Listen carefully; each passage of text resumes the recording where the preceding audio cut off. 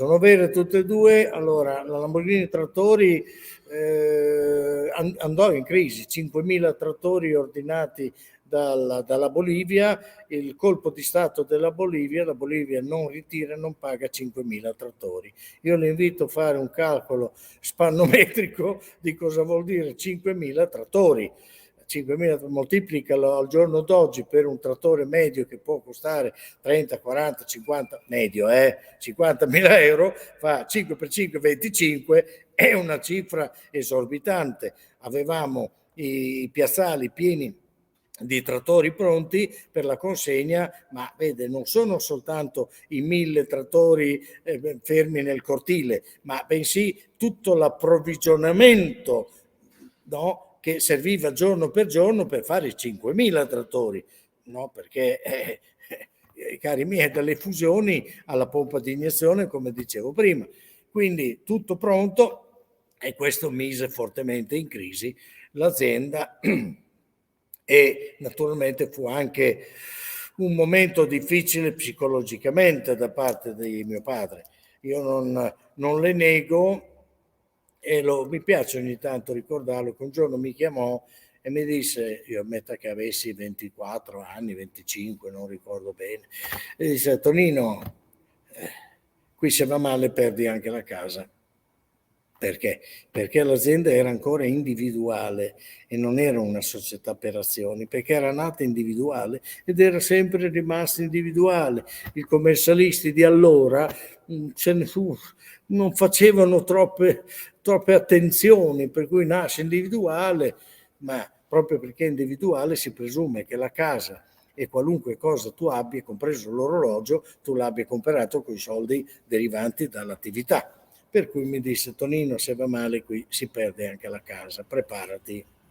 Poi erano gli anni del terrorismo, erano gli anni dei sequestri, delle contestazioni, delle rivolte sindacali, questi sindacati che ignoranti come delle pecore, che pur di contestare, contestavano e rovinarono buona parte dell'Italia. Me lo lasci pur di liberamente, sa, perché io ho fatto scienze politiche e economiche, quindi devo avere per forza una mente piuttosto aperta sotto certi profili, però in quegli anni di tutto e di più, e soprattutto a dare queste direttive erano delle persone che a malapena avevano fatto la terza media.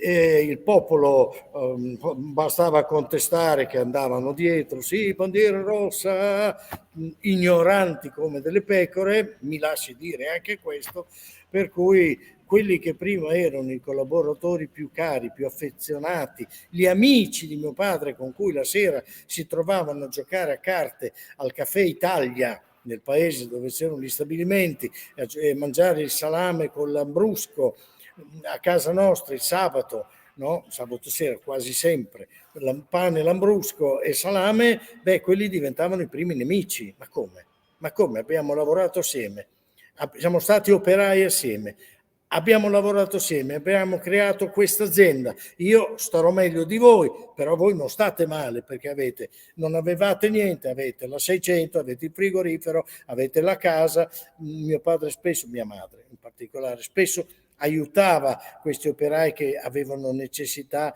di di anticipazioni, diciamo così, di denaro. E quindi l'appartamento, la villettina, ma come? Adesso siete i miei nemici. Ma come? Ma io starò meglio di voi, indubbiamente, però anche voi che eravate dei contadini, oggi avete una dimensione economica di tutto rispetto, frigo, televisore, macchina, la 600, ecco. E fu una grande delusione, fece molta fatica a capire, soprattutto in un momento in cui, guarda caso, la Lamborghini Trattori va in estrema difficoltà.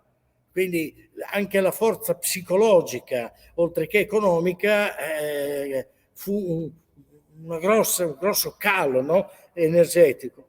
E allora decise di mettere in vendita, e anche lì, me lo lasci dire, grande fortuna, perché gli altri fallirono. Ferrari venduta alla Fiat per 2 lire, Maserati venduta alla Citroën per 2 lire.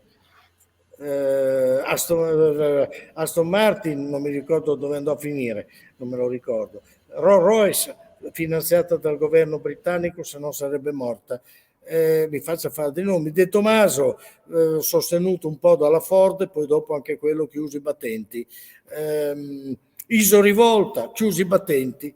Mio padre, un colpo di fortuna infinito, trovò uno che la voleva a tutti i costi, per cui fu ceduta la metà del pacchetto azionario. Poi mio padre non si trovò bene con questo, che era solo uno con un po' di soldi. Non basta avere i soldi per essere un imprenditore. E allora disse: io con uno che ha solo soldi ma non ha testa non ci sto, e quindi ebbe anche la fortuna di vendere la seconda parte. Andammo assieme a Ferrara, io avevo una quota del 30%, mi pare, 30-35, quindi andammo assieme e mio padre mi disse: guida tu. Vabbè, guido io.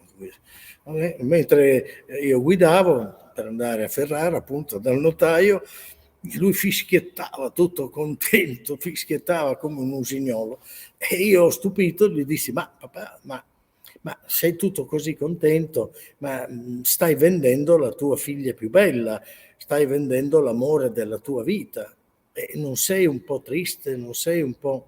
E lui mi rispose: Tonino, al mondo si compra e si vende tutto. E io capii che cosa voleva dire. Gli altri avevano regalato o fallito, e invece lui ha venduto prendendo dei soldi.